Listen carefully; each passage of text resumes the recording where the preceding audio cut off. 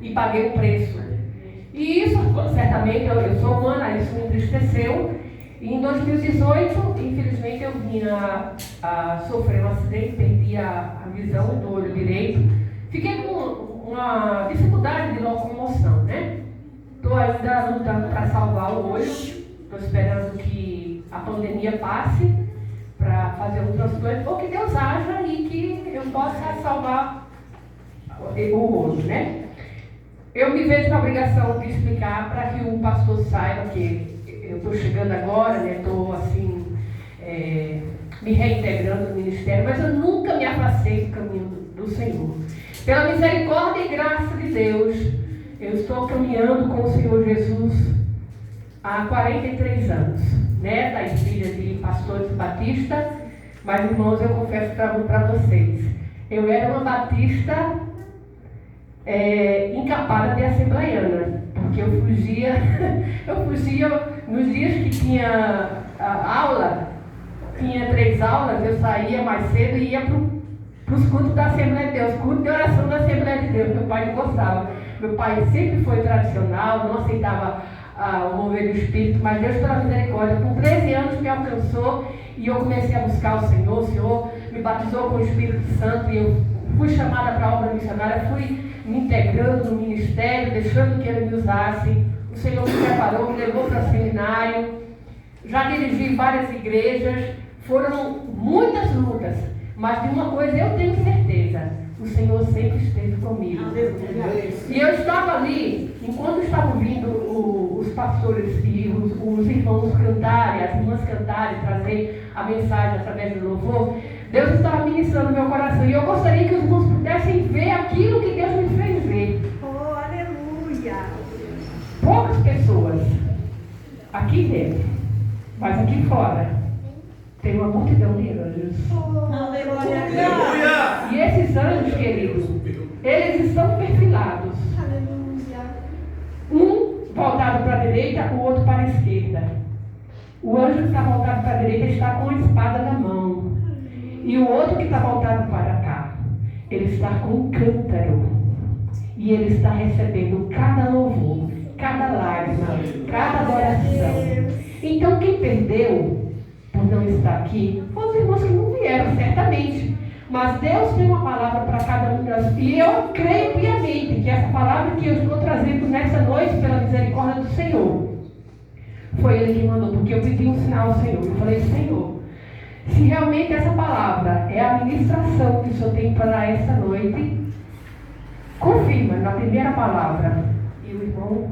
Aleluia. O irmão falou aqui. Porque, irmãos, Deus é o maior interessado Aleluia. em trazer a palavra de conforto, de correção, de força, de autoridade para cada um de nós. Louvado seja Deus. Amém? Eu gostaria que os irmãos abrissem a Bíblia no livro de Êxodo 23 e 25. Eu costumo preparar a minha palavra, eu anoto tudo para que Deus possa ir ministrando ao coração, para que a gente siga uma linha de raciocínio.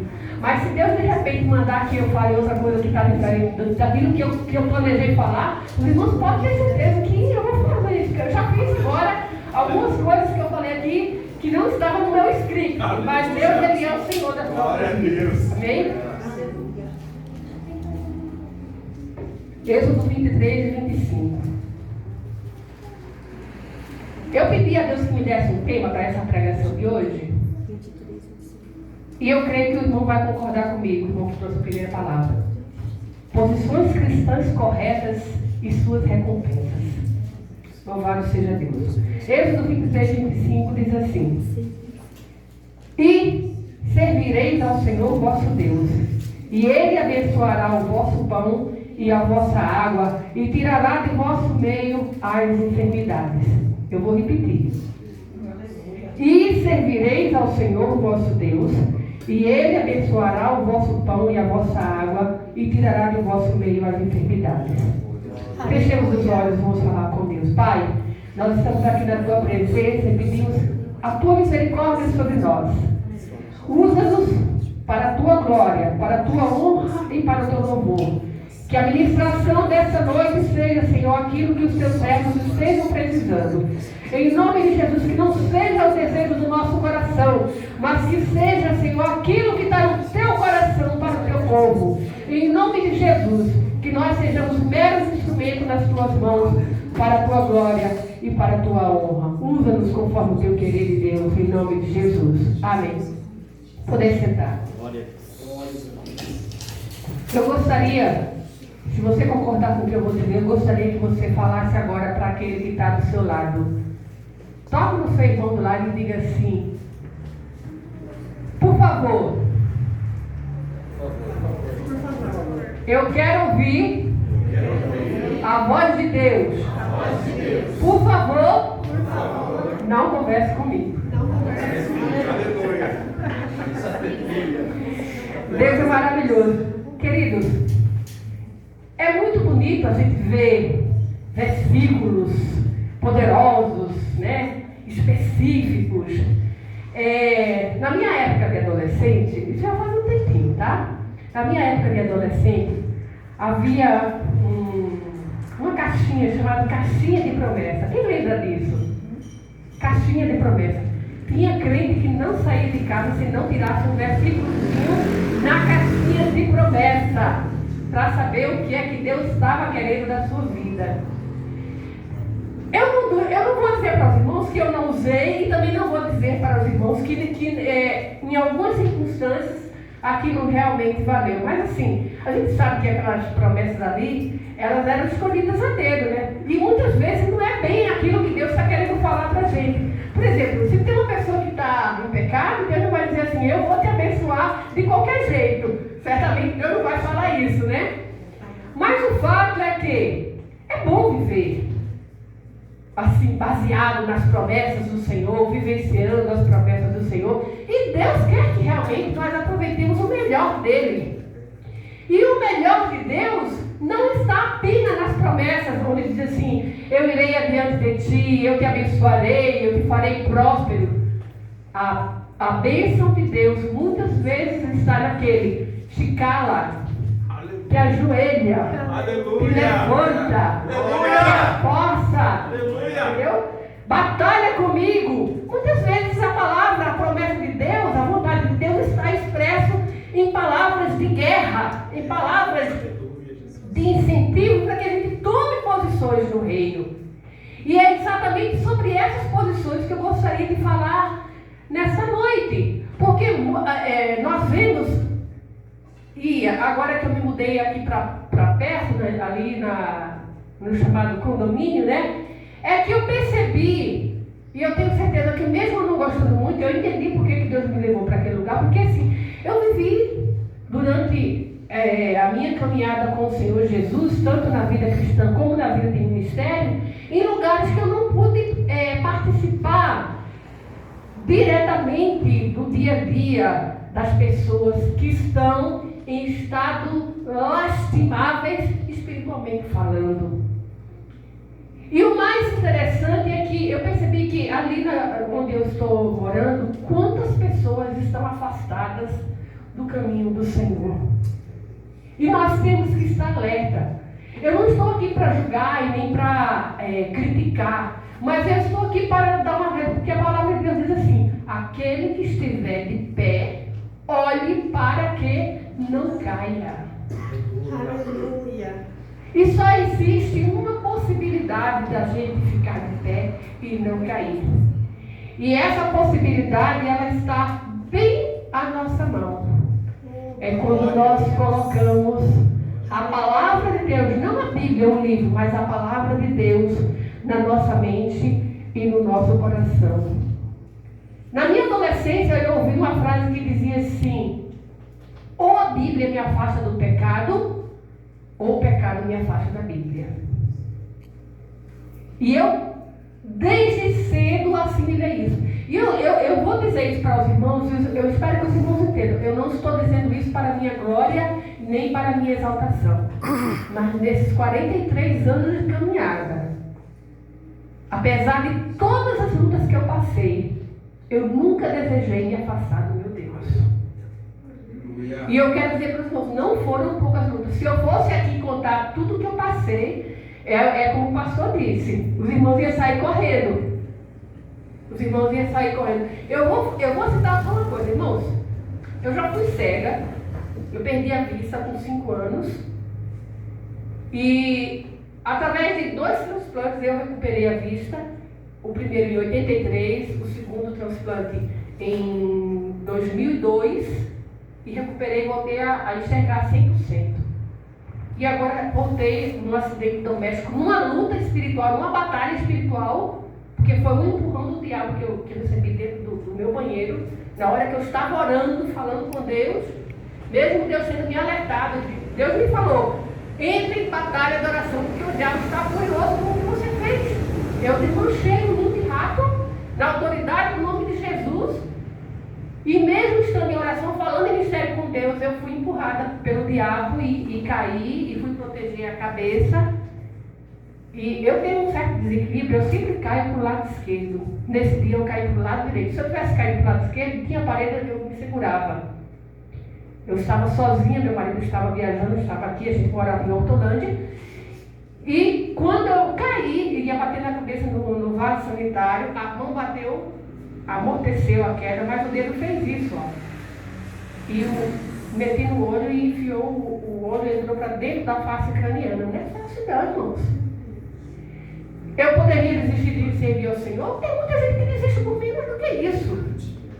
Querido, mas nós temos que estar firmes, mesmo na grande batalha, mesmo na grande luta que nós estamos passando. Sabemos que nós temos que tomar algumas posturas que realmente agradam a Deus e que se fazem necessárias nos dias de hoje, na casa do Senhor, na igreja, naquele que se diz que é filho de Deus, naquele que diz que é lavado e remido com o sangue de Jesus. E essas posturas são posturas que agradam o coração de Deus. Quem é pai aqui, quem é mãe aqui, fica todo derretido quando o filho chega e dá um abraço, né, e fala, papai, mamãe, eu te amo, né? E eu tenho certeza que muitos dos filhos, porque amam a seus pais, eles procuram ser agradáveis, obedientes, prestativos, não é verdade? Eu, pelo menos, eu sempre fui assim. Eu queria tanto agradar a minha mãe que eu fazia de tudo para nunca precisar levar uma chinelada, uma chibatada, né? Não era só o dedo, não, é porque eu amava realmente meu pai e amava minha mãe principalmente. E Deus, exatamente isso, Deus se agrada quando nós nos esforçamos para agradá-lo. E essas posturas, ao longo do tempo, muitos da igreja perderam. Então nós precisamos ter posturas restauradas, a postura da santidade. A palavra de Deus nos diz em 1 Pedro 1,16: sede santos, assim como eu sou santo, diz o Senhor teu Deus. Isso não foi uma pessoa qualquer que falou, foi o próprio Deus falando com o povo de Israel. E se alguém aqui não fugiu da aula de português, esse sede santos não é uma opção, isso aqui está no imperativo, é uma ordem. Deus está dando uma ordem, sejam santos, porque eu sou santo. E aqui Deus está falando com o povo dele, Deus não está falando com um povo qualquer. Aleluia. Por exemplo, pastor, qual dos seus filhos parece mais com o senhor? Hã? Rafaela. Rafaela, você tem certeza que ele é seu pai, né? Desculpa, o que tem na Rafaela que mais parece com o senhor, pastor? O jeito. O humor. O DNA não mente. Eu estou usando esse exemplo, geralmente eu ministro assim, irmãos. O DNA não mente. Ela pode ter certeza que ele é o pai porque ela se parece. O teste não negaria. Na vida espiritual é a mesma coisa. Se nós temos o DNA de Deus, se nós já tivemos um encontro real com Jesus Cristo e fomos filiados em Cristo Jesus a Deus, nós temos o DNA de Deus em nós. E esse DNA de Deus em nós nos faz tomar a postura de santidade que é agradável a Deus. Essa é uma das posturas que precisamos recuperar. A palavra diz assim, ainda em 1 Pedro 1,15: começando aquele que vos chamou, sede vós também santos em toda a vossa maneira de viver. Eu acredito que foi aqui mesmo que eu cheguei a ouvir, né, das outras vezes que eu vim, que muitas pessoas às vezes não gostam de empregar certos crentes, porque os crentes às vezes dão cada testemunho e eles estão certos em falar, e a igreja precisa recuperar isso. A minha vida com Deus não é somente quando eu estou aqui no púlpito ou quando eu estou aqui na igreja. Não. A minha vida com Cristo é em todos os lugares onde eu estiver. Eu me lembro de um testemunho que eu vi. Um pastor estava pregando e esse pastor pregava muito bem. E o filhinho dele entrou com o colchãozinho dele na igreja e colocou no púlpito. E os diáconos disseram que ele não poderia colocar assim. Não, mas eu preciso ficar aqui. Mas por que você quer ficar aqui? Porque eu quero o meu pai da igreja, porque o pai da casa, ele não é muito bom. Isso é muito sério, irmãos. Eu não estou aqui atingindo o pastor, não estou querendo atingir o pastor. Eu quero dizer para vocês assim, eu como filha de pastor, eu como neta de pastor, eu sei o que eu vivi, eu sei o que eu passei. E eu digo para os irmãos, por muito pouco, Deus não me perdeu. Porque eu tinha muita revolta no meu coração de ver, meu pai pregava muito bem, era muito eloquente, mas ele não vivia o evangelho genuíno. E eu fiz um pacto com Deus que eu não tenho medo de dizer. Queridos, eu não tenho medo da morte. Eu não tenho medo da morte, meu pastor. Eu não tenho. Eu fiz um pacto com Deus. No dia que eu deixar de ser luz e de ser sal aqui na terra para os demais irmãos e para o mundo, Deus, na onisciência e na onipotência dele, eu peço que ele me leve. Porque eu não quero escandalizar nenhum dos pequeninos assim. E a Bíblia é muito clara. É necessário que venha o escândalo. Mas vai daquele por quem vem. Melhor seria que amarrasse uma pedra no pescoço e jogasse tudo dentro do mar. Esse tipo de palavra não se prega mais hoje. Porque as pessoas querem um evangelho camuflado. E esse evangelho espírita, ele não pode ser assim. Temos que viver o evangelho genuíno. Então essa postura de santidade, ela precisa ser recuperada em todas as condições, em todos os aspectos da nossa vida aqui na terra. Se nós dizemos que somos filhos de Deus, nós temos que tomar essa postura. Temos também que ter a consciência que a nossa firmeza em Cristo Jesus, ela depende de quanto nós estamos olhando para Jesus, e ela depende de quanto deixamos Ele dominar a nossa vida. Os irmãos se lembram de Pedro? Eu não vou me deter muito nesse aspecto. Pedro teve uma experiência profunda com Deus. Pedro, o discípulo, o apóstolo de Cristo. Pedro havia passado muito tempo com Jesus. Jesus havia pregado na cidade e mandou que eles fossem na frente e atravessassem o barco. Jesus ficou para trás e começou a tempestade, o vento. Jesus então caminhou sobre o mar e chegou perto do barco onde eles estavam.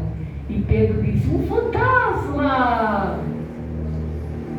Aí Jesus disse: não, Pedro, sou eu. Aí, se és tu mesmo, deixa eu caminhar até onde tu estás.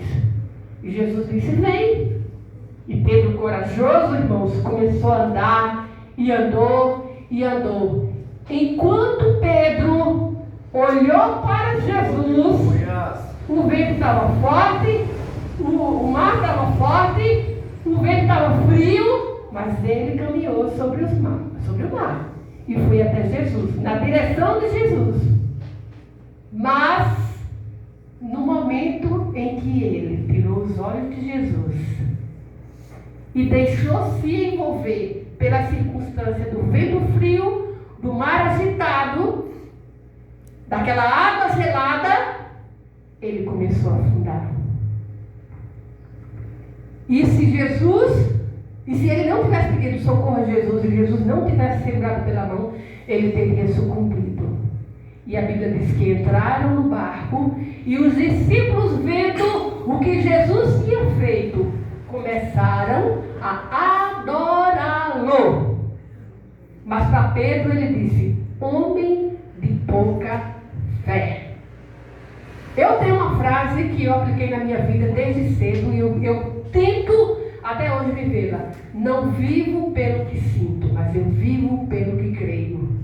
E eu vou dizer para os irmãos: eu já venci muitas crises de depressão, porque eu tomei essa postura de deixar o sentimento de lado e viver por aquilo que eu creio. E sabe o que é que eu creio, meus irmãos? Eu creio nessa palavra. E eu sei que ela é verdadeira. E é mais penetrante de qualquer espada de dois gumes. Aleluia! Tanto corta para a direita quanto para a esquerda. Ela tanto limpa como ela retalha todo e qualquer mal. Quer ficar livre do pecado? Encha-se da palavra. Aleluia. Quer ter autoridade? Encha-se da palavra. Guerreie com a arma que o Senhor quer que você guerreie, que é a palavra de Deus. Eu não posso convencer nenhum dos que estão aqui com a minha força, com o meu intelecto, com o meu preparo de seminário. A palavra é que vai fazer isso. Ela é a autoridade pura, única e genuína para alcançar o coração daqueles que precisam e querem ser alcançados. Glória a Deus. Nós precisamos também ter uma postura diferenciada, como Moisés teve. Temos que ter consciência que Deus não vai a todo lugar que nós escolhemos ir. Tem pessoas que falam que Deus está em todos os lugares e que vai em todos os lugares. Depende da sua postura. Se você vai no prostíbulo para evangelizar, certamente Deus vai estar ali com você. Mas se você vai para outros interesses, com certeza Deus não vai estar contigo. E eu acho interessante a postura de Moisés, aquele servo de Deus, né, que escolheu, deixou de ser chamado filho da filha de Faraó para ser o servo comum, viver no deserto, 40 anos no deserto, antes de tornar-se líder, cuidando de ovelhas. E quando foi chamado, começou a ser perseguido pelo Faraó. Aquele que tinha sido seu irmão de criação, agora tornou-se seu inimigo. Por quê? Porque ele tomou uma postura de servir ao Deus vivo, quando ele descobriu que ele era judeu. Então, interessante que Moisés recebeu de Deus autoridade. Moisés morou no deserto. Moisés treinou o povo. Venceu os inimigos de Israel, os amalequitas, todos aqueles inimigos que estavam ali ao redor. E na hora de entrar na terra prometida, ele teve a sabedoria de orar da seguinte forma. Êxodo 33:14 diz assim: se a tua presença não for conosco, não nos faça sair deste lugar. Porque o povo, nessa ocasião, o povo estava rebelde, o povo estava com o coração endurecido. Deus disse que o povo entraria, aquela segunda geração, porque os outros todos morreram no deserto. Os irmãos lembram da história, não vou me deter nisso. Deus disse que daria terra e ele cumpriu. Mas Deus não disse que iria com eles. E Moisés não queria isso. Moisés queria que o Deus da bênção, ele não queria apenas a bênção de Deus, só a promessa, Canaã, terra que mana leite e mel. Não, ele queria a bênção de Deus. Mas para Moisés, o mais importante era a comunhão com Deus, era o Deus da bênção presente. E nós temos que ter essa consciência. Deus prometeu vencer os inimigos? Prometeu. Deus prometeu dar riqueza? Prometeu. Mas ele queria Deus na vida dele. Então nós temos que compreender, irmãos, que nada substitui Deus em nossa vida. E para ter Deus na nossa vida, e para ter Deus nas nossas igrejas, nós precisamos ter coragem de romper com todo o pecado e tudo aquilo que nos afasta de Deus. Nós não temos que ter um pensamento dúbio. Hoje eu estou com Deus, amanhã não estou mais. Não é assim, não. A experiência com Deus, ela deve ser única. Eu lembro de um testemunho, um parente bem distante, irmão de uma ex-cunhada que eu tive. Ele vivia 6 meses na igreja, 6 meses no mundo. E quando ele estava no mundo, ele começava a roubar as pessoas. Ele assaltava as casas. E a mãe dele em oração: meu filho, volta para Deus de forma definitiva. Ah, não, ele volta. Aí se arrependia, voltava para a igreja quando as coisas apertavam, depois caía no mundo de novo. E assim, ia, depois voltava, ficava nesse vai e vem. Teve um belo dia que ele foi assaltar uma casa, e por acaso era um policial. E ele não sabia que o policial estava em casa. Quando ele assaltou a casa, o policial saiu armado e só deu tempo de sacar a arma e atirou nele. E sabe o que aconteceu? Só deu tempo dele, na hora que ele levou o tiro, ele sabia que ele ia morrer ali. Ele se ajoelhou e disse: Deus, e quem deu o testemunho foi o policial: Deus, me perdoa por não ter ouvido os apelos que a minha mãe fez e não ter ouvido a tua voz no tempo oportuno. Salva pelo menos a minha alma, entregue meu espírito a ti. E ali ele morreu. Quando nós não temos uma postura de viver com Deus da bênção na nossa vida, quem garante que nós teremos outra oportunidade para se arrepender e para nos reconciliar com Deus? Então nós temos que ter essa postura, amados. Nós não podemos brincar de ser crente. Nós temos que ter a postura de guerreiro, sim. Queremos a vitória do Senhor, sim, queremos. Amados, precisamos ter mais comunhão com Deus. Ter intimidade. E a Bíblia diz assim que a intimidade do Senhor é para aqueles que creem nele, para aqueles que querem obedecer. Não adianta dizer assim que tem dom de visão, de revelação, se você não quer ter uma vida de comunhão com Deus. Deus, ele tem muita coisa para revelar ao seu povo, mas ele quer que nós tenhamos uma postura diante dele. E precisamos ter consciência que precisamos voltar, irmãos, ao primeiro amor. E esse primeiro amor é ansiando pela volta de Deus em nossa vida, mas nas mínimas coisas. É se colocando em constante oração na nossa vida diária com Deus. Quando você vê um crente reclamando porque não quer orar, peça a Deus misericórdia, porque Deus certamente tem algo para fazer naquela vida, mas ele não está se atentando para o que Deus quer fazer. E quando essa presença de Deus ela é restaurada, queridos, cada vez mais temos sede de Deus, porque Deus ele vai restaurando e nós vamos ficando sedentos e vamos nos aproximando mais e mais de Deus. Porque é do agrado do Senhor que sejamos cheios do seu poder, da sua palavra, da sua autoridade e da sua presença. E quando nós nos colocamos nessa postura, a glória de Deus ela se manifesta dia a dia em nossas vidas. O sinal da presença de Deus que tinha ido embora por causa das nossas fraquezas, do nosso pecado, ele é restaurado.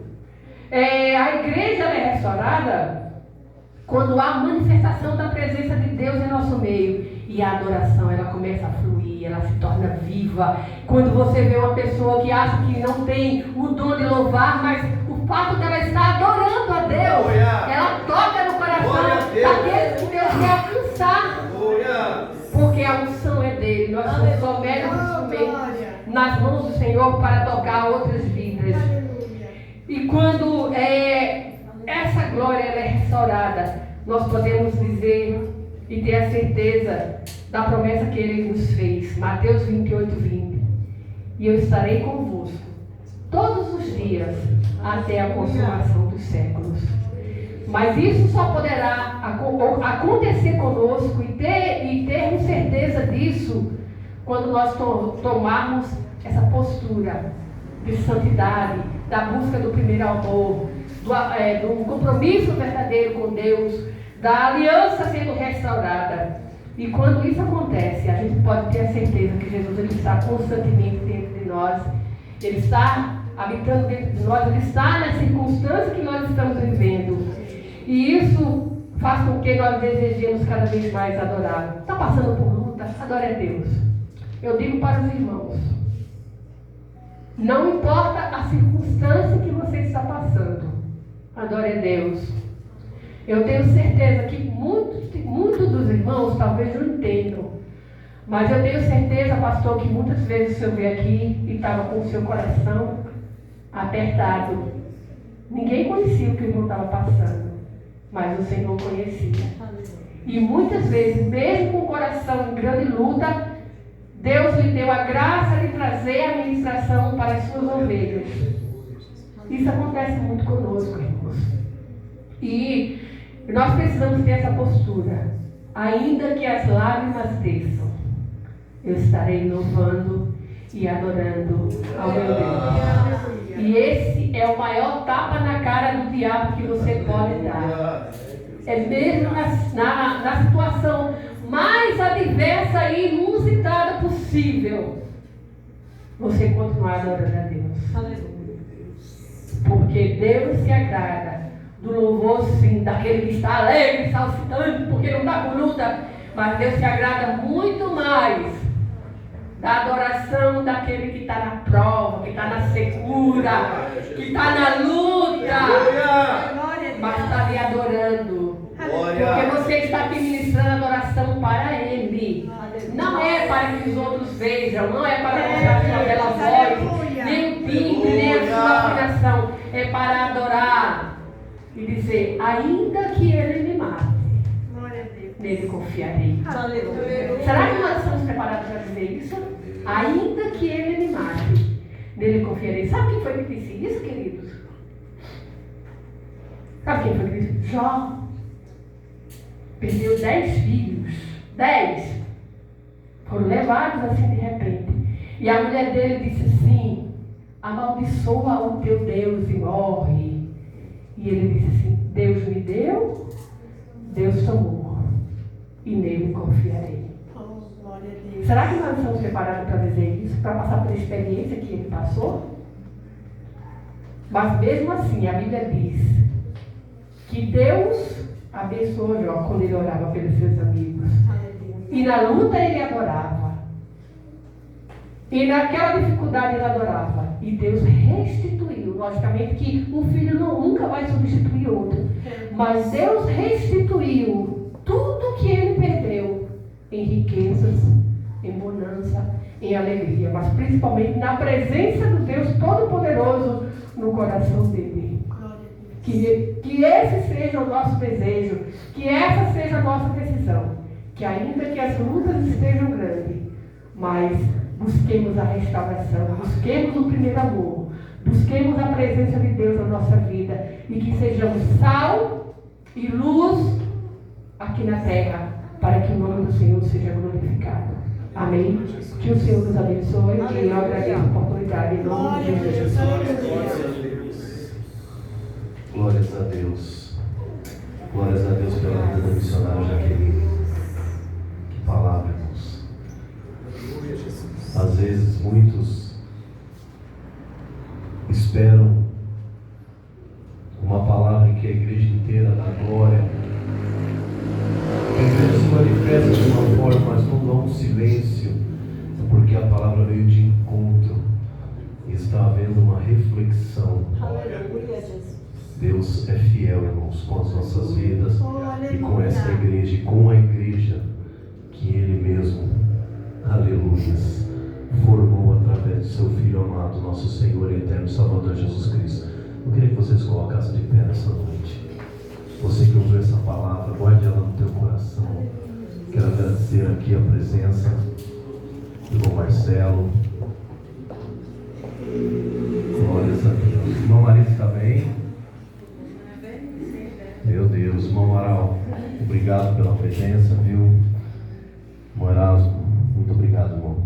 Obrigado pela presença, irmão Josiário, sua esposa, muito obrigado. Glórias a Deus. Seu José, bênção ter o Senhor conosco. Mateus, já sabe, né? As portas estão abertas. Você já faz parte dessa família, viu? Já faz parte das nossas orações sempre. Tawane, glórias a Deus pela tua vida, toda a família. A Júlia que está lá, ó, já está no soninho dos santos, quase. Amém, meus irmãos? Eu quero agradecer a Deus pela vida de cada um dos irmãos que estiveram aqui nessa noite. Passamos um pouco do horário, irmão, mas Deus tem falado poderosamente conosco. Amém? Nós temos mantido aí um certo cuidado, porque o momento exige, mas às vezes o Espírito Santo, ele fala poderosamente aos nossos corações.